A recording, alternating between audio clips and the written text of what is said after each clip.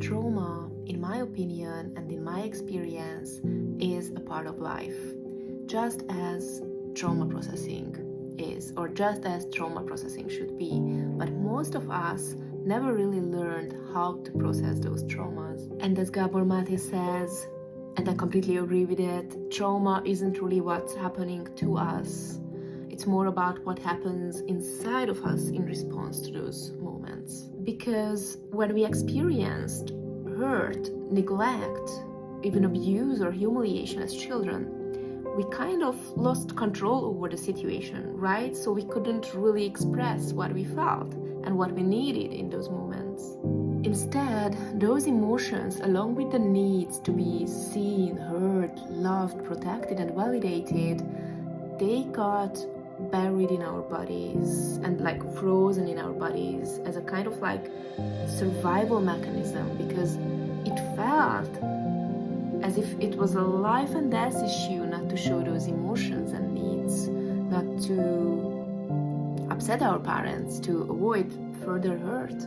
Over time, these experiences became unconscious, unprocessed thoughts and emotions in our body-mind. For example, if the original trauma or experience was that I can't protect myself, or I can't be loved, or I can't get my needs met, and I couldn't feel my anger or hurt about that as an emotion, then the hidden emotion, the unconscious hidden emotion in the body is anger or hurt or even fear. And the hidden unconscious thought coming from the original experience is that I can't protect myself, I can't be loved, I don't deserve to be loved. Or maybe another example, I'm bad, I must be bad, there is something wrong with me, or I've done something wrong because they hurt me.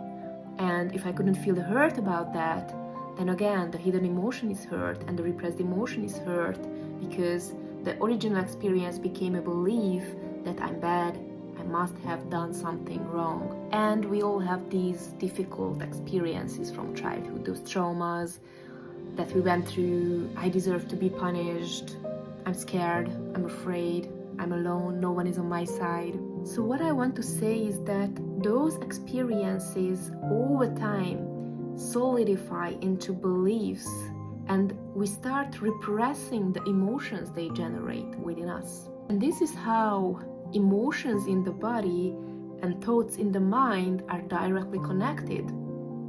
And this emotional repression mechanism is what keeps the trauma alive in the body. We don't want to feel the pain. We push down the pain, but it does not disappear.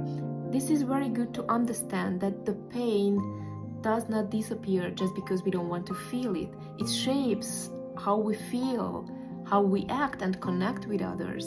Without processing, and before I learned how to process my traumas with KI somatic inquiry, I was also so identified with my traumas. I didn't even remember them. And I guess I just learned to live with them, to cope and to survive and shape my life around my unprocessed traumas, basically. Coping mechanisms really helped me to survive. They didn't really allow me to truly heal, because I unconsciously avoided people and situations that triggered my trauma and triggered the pain that I didn't really want to face and feel. Trauma may be a part of life, or even a natural part of life, I don't know, I'm not sure, but so is processing and returning to wholeness.